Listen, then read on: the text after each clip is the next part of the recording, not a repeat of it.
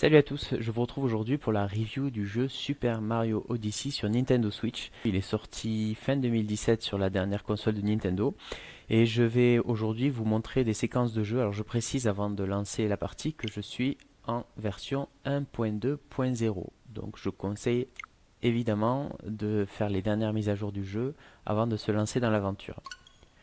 Donc dans cet épisode, on incarne toujours Mario. On va se lancer à la poursuite de Bowser qui a enlevé Peach et qui veut la forcer à se marier avec lui.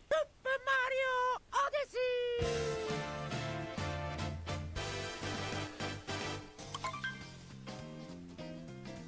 Là vous voyez, Mario est dans un désert, donc je suis dans le monde du désert. Je suis habillé d'ailleurs en tenue de Mexicain et vous verrez un petit peu plus tard dans le jeu qu'on peut changer de tenue à loisir dans les différentes boutiques. Au niveau des commandes, c'est très classique, hein, comme dans tout Mario, on peut sauter, on peut ici envoyer le chapeau que vous voyez sur la tête. Alors ça c'est la nouveauté de l'épisode, j'en parlerai un petit peu plus tard. On peut faire des sauts enchaînés, comme vous voyez, on peut faire un saut salto arrière. On va pouvoir faire le saut retourné, comme ça. On va pouvoir faire des sauts en longueur, se mettre en boule. Il y a pas mal de possibilités. On va pouvoir aussi faire la toupie. Voilà, au niveau un petit peu des commandes, en fait, elles sont toutes référencées quand on va dans le menu des options, dans le mode d'emploi. Bon, ça c'est vraiment une courte introduction. Dans chacun des mondes qu'on découvre, en fait, on va avoir un univers bien spécifique avec des personnages qui peuplent ce monde. Alors ici, on a des petits squelettes colorés qui sont en fait les, euh, les compagnons d'aventure de Mario dans le monde du désert. Donc ici on est dans une zone pacifique, donc dans cette zone là on va pouvoir par exemple aller dans la boutique pour acheter des habits, on va pouvoir récolter des étoiles, on va pouvoir discuter avec les habitants et toujours à la recherche des lunes qui permettent de rendre l'Odyssée plus puissante. Donc là par exemple vous voyez un exemple parmi d'autres, on a une fleur, si j'envoie mon chapeau dessus, eh bien j'ai une lune qui apparaît.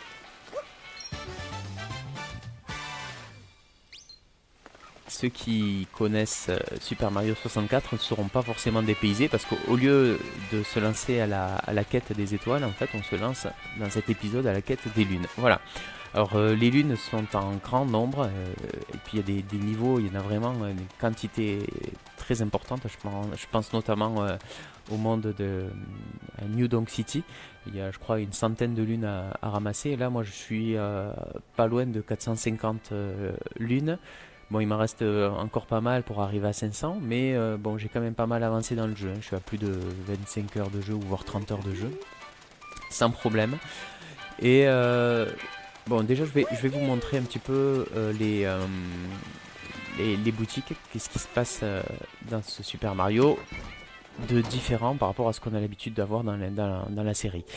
Donc, on a des magasins. Donc, dans ces magasins, on va toujours avoir deux vendeurs. Un vendeur qui va nous proposer des habits en échange des pièces jaunes qu'on ramasse dans le niveau, et un vendeur qui va nous proposer du matériel, des stickers à coller sur l'Odyssée, etc.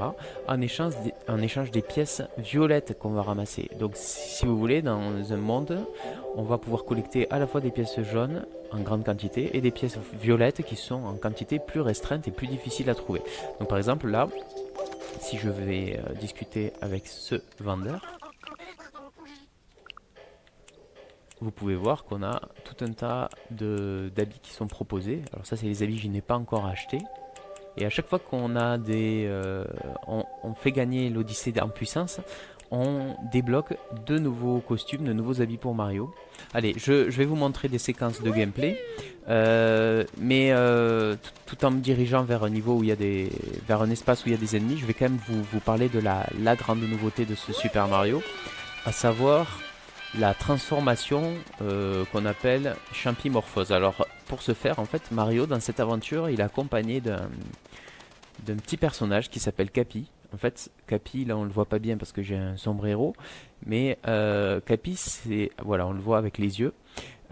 C'est un chapeau qui va permettre à Mario de se métamorphoser en ennemi quel qu'il soit, et d'acquérir les compétences de cet ennemi. Donc je vais vous montrer un petit peu, par exemple sur un Goomba, si j'envoie le chapeau sur le Goomba, eh bien Mario devient à son tour un Goomba et peut utiliser des fonctions spécifiques. Par exemple, il peut courir en maintenant la touche Y, il peut sauter, et si on secoue la manette, il peut faire des sauts plus haut. Mais il peut également sauter sur un autre Goomba pour faire une tour. Voilà, comme ça. Une tour géante. Ça peut être utile pour récolter certaines lunes. Et en fait, chaque ennemi rencontré sera l'occasion de faire une métamorphose et d'acquérir de nouveaux pouvoirs. Donc par exemple là, je peux me transformer en missile. Et le missile, par exemple, peut accélérer. Et ça me permet notamment de survoler des zones dangereuses comme les sables mouvants. Voilà. Ensuite, on retrouve bon, des phases d'exploration, plateforme, etc. Comme dans tout Mario. À chaque fois qu'on a le petit drapeau, là, on va pouvoir sauvegarder et se téléporter à cet endroit-là en appuyant sur la touche moins. Et à chaque fois qu'on voit le petit drapeau, en fait, on peut décider de se téléporter directement à tel ou tel endroit dans le jeu. Et le but, en fait, ça va être de progresser dans chacun des mondes pour pouvoir récolter, j'en parlais tout à l'heure, un maximum d'étoiles. Voilà un petit peu le concept de ce Super Mario Odyssey. Et une autre des nouveautés, c'est ce que je vais vous montrer tout de suite, c'est le passage 3D 2D qui est assez génial.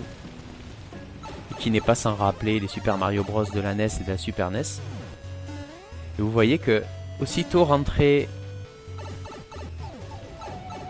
dans le tuyau, eh bien Mario bascule en 2D. Ça se fait en temps réel. On a même la musique qui passe en son 8 bits. C'est assez génial. On a un son rétro type chiptune. Et tout au long de l'aventure, eh bien, on va alterner entre majoritairement des séquences 3D et puis ça va être entrecoupé avec ces passages très sympas qui sont en 2D pixelisés qui nous rappellent les premiers épisodes de la série. Voilà un petit peu pour le concept. J'aimerais bien vous montrer d'autres mondes de ce Super Mario.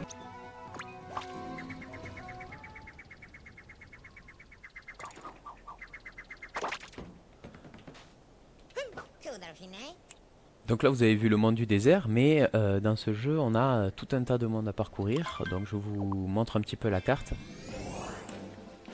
On a toute cette liste d'endroits à explorer. Et c'est assez phénoménal. Et la durée de vie de ce Super Mario Odyssey est vraiment conséquente. Pour vous donner une idée, sur Super Mario 64, on avait, si mes souvenirs sont bons, 120 étoiles à récolter pour finir le jeu à 100%. Là, j'ai l'impression que il faut atteindre plutôt les 500 étoiles, voire peut-être plus. Là, moi, mon prochain objectif, en tout cas, c'est atteindre 500 lunes et pas étoiles. Je fais l'erreur à chaque fois. Mais peut-être que une fois que j'aurai récolté 500 lunes, on va me dire que mon prochain objectif, c'est finalement 600. Je sais pas. En tout cas, j'en vois pas le bout. Et c'est vraiment chouette parce que ça confère au jeu une durée de vie assez phénoménale. Donc là je suis au pays des cascades. Donc on est dans un univers qui n'a rien à voir. Très coloré. Avec pas mal de choses à découvrir. Donc par exemple les chapeaux qui vont permettre de sauter de plateforme en plateforme. Avec une musique qui fait l'objet d'une belle orchestration. On a globalement des thèmes très réussis, hein. Mais de toute façon les Super Mario sont généralement des jeux hyper léchés, hyper soignés par Nintendo, hein. C'est quand même la réputation du constructeur qui est en jeu à chaque sortie d'un nouveau Mario ou d'un nouveau Zelda. Et donc dans ce niveau, comme dans le précédent niveau, on va pouvoir incarner les ennemis que l'on va rencontrer disséminés un peu partout dans les niveaux. Donc par exemple, là, Champ, je peux l'utiliser pour détruire des plateformes. Donc vous voyez, le concept est assez génial. C'est la première fois qu'on a ça sur un Mario.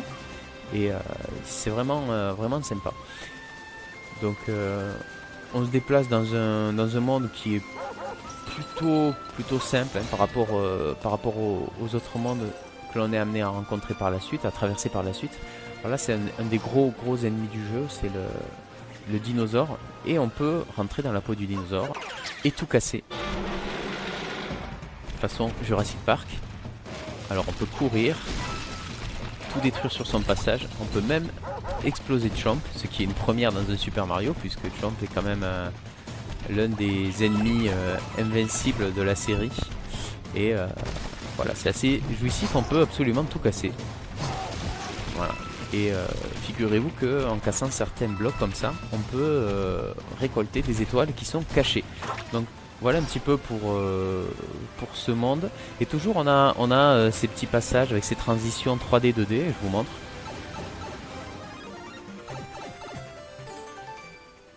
Avec toujours la musique qui bascule en mode chiptune. Et on a même sur le niveau New Donk City, on a même le plaisir de retrouver une séquence de Super Mario Bros 1 sur NES avec le tout premier niveau que l'on peut traverser. Et le but ce sera de récolter des petites lunes disséminées par-ci par-là dans le niveau. Mais c'est voilà, c'est un Super Mario qui va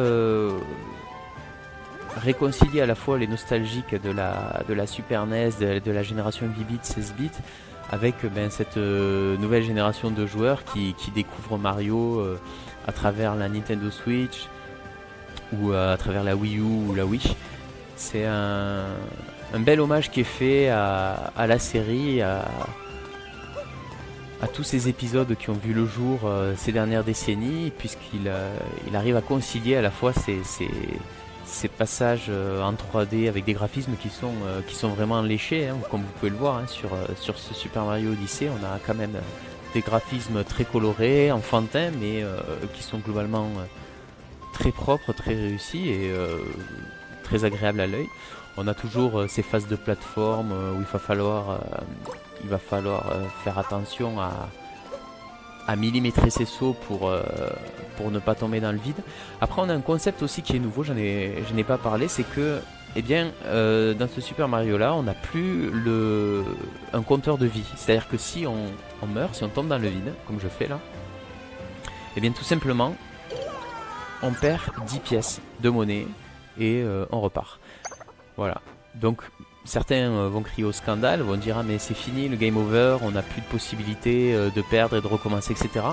Mais en fait c'est pas si mal, parce que les pièces de toute façon, quand on veut progresser dans l'aventure, on est obligé de récolter un maximum de pièces pour pouvoir après faire des achats dans les boutiques, etc. Et donc quand on tombe dans le vide et qu'on perd 10 pièces, c'est un petit peu frustrant aussi, parce qu'on se dit qu'il va falloir les récolter à un autre moment donné, quoi. Voilà, c'est une autre manière d'aborder un Mario, et c'est finalement pas plus mal. Et quand on arrive à 0 pièce et qu'on tombe dans le vide, on n'a pas de game over pour autant. Donc voilà, faut savoir que c'est une des nouveautés du Mario. Je vais vous montrer par exemple le pays du lac. Je vais pas non plus vous montrer tous les niveaux, parce que je veux pas non plus spoiler l'aventure. Mais au moins je vous aurais donné une idée des différents mondes qu'on est amené à traverser dans ce Super Mario Odyssey. Il faut savoir que le level design est vraiment top. Moi je suis vraiment enchanté par cet épisode, et ça fait longtemps que j'avais pas été à fond comme ça dans un Super Mario. Ce niveau là rappellera à ceux qui ont connu Super Mario 64 le monde de l'eau. Un monde très sympa, et là par exemple on va pouvoir devenir une fermeture éclair pour ouvrir des passages comme vous voyez là et aller sous l'eau. Pour pouvoir justement tenir bon par rapport à l'air, etc., on va pouvoir soit prendre des bulles d'air comme vous voyez à l'écran, soit devenir un poisson, comme je vais vous montrer là dans quelques secondes, en envoyant le chapeau sur l'ennemi. Et voilà, et là on n'a plus à se soucier des problèmes d'oxygène, puisque le poisson ne risque pas de se noyer. Voilà un petit peu pour le concept. Là, vous voyez, ben, du coup, je peux me déplacer, je peux faire des sauts qui me permettent de d'atteindre des plateformes situées en hauteur. Je vais pouvoir attaquer les ennemis comme ça, par exemple. Et par exemple, moi, je vais vous montrer un des petits trucs qui permettent de récolter une étoile. Là, en fait, on va basculer dans une zone qui est sous oxygène, mais là, on a un puits qui est particulièrement profond et qu'on peut atteindre uniquement si on est sous la forme d'un poisson. Donc ça, c'est plutôt pas mal pensé, parce que si on descend dans ce puits en étant Mario, ben de toute façon on arrive à court d'oxygène et on perd. Donc là, le truc pour pouvoir espérer récolter l'étoile et rencontrer Capitaine Toad, ça sera de devenir un poisson. Donc voilà pour le monde du lac, et puis je vais vous montrer le tout premier monde de ce Super Mario Odyssey. Alors le tout premier monde, c'est pas celui qu'on va explorer quand on va lancer la partie la première fois. C'est celui dans lequel on se retrouve après avoir fini le jeu. Le royaume champignon. Alors je vous le montre pourquoi, parce que c'est un niveau que les possesseurs de ceux qui ont joué à Super Mario 64 connaissent parfaitement. Puisqu'en fait c'est le monde du château de la princesse Peach qui a été remodélisé sur cet épisode-là et qui a été imaginé avec pas mal de zones extérieures à explorer. Et c'est vraiment une réussite. Hein. Vous pouvez voir, on a le monde comme on le connaissait sur la Nintendo 64 avec les Toads qui sont disséminés un petit peu partout. Et puis tout en haut, on a le château de Peach.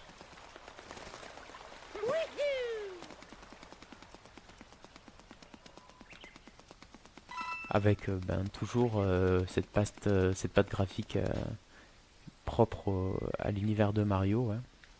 Un monde très enfantin. Mais il faut pas croire que le jeu soit toujours très simple.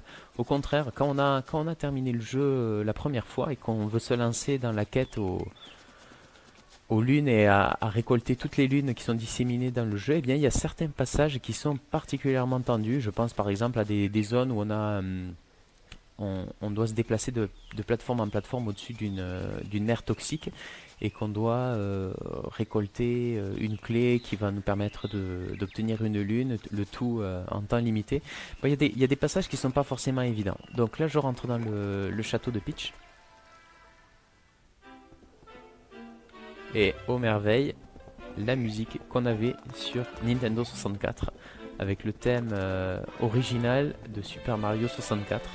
Vous l'aurez tous reconnu. Alors malheureusement on n'a pas, comme on pouvait l'avoir sur la N64, les tableaux qui sont situés... alors ici c'était des portes dans mon souvenir. Et on avait des tableaux un petit peu partout qui permettaient de passer de monde en monde. Par contre on a quand même ce concept de tableaux qui sont planqués dans le jeu. Et en fait, il faut savoir que dans chacun des niveaux, il va y avoir un tableau qui va servir de warp zone, qui va amener à une zone cachée dans un autre niveau, qui est inaccessible uniquement en passant par un tableau, qui sont en général plutôt bien cachés, et qui vont permettre de trouver une étoile. Bon voilà un peu pour la présentation de ce Super Mario. Il y a énormément de choses à faire. Vraiment, il y a plein de choses à découvrir. Pour moi, ça fait partie des incontournables sur la Nintendo Switch. Franchement, si vous deviez acheter que 2 jeux, ça serait Super Mario Odyssey et Zelda Breath of the Wild. Vraiment, sur cette console, c'est les deux best-of, les jeux incontournables. Et il faut surtout pas passer à côté. Et vous en aurez forcément pour votre argent. Tellement il y a de choses à faire sur ce jeu, tellement c'est un titre fun avec un gameplay sans cesse renouvelé. Et puis on arrive surtout à avoir un Mario qui plaît aussi bien à la jeune génération qu'aux joueurs trentenaires et qui sont eux bercés aux jeux vidéo des années 80 et 90. Bon voilà, sur ces bonnes paroles, je vous laisse. J'espère que cette présentation vous a intéressé. Puis moi, je vous dis à bientôt pour un prochain test. Salut! Je vais ranger la Switch.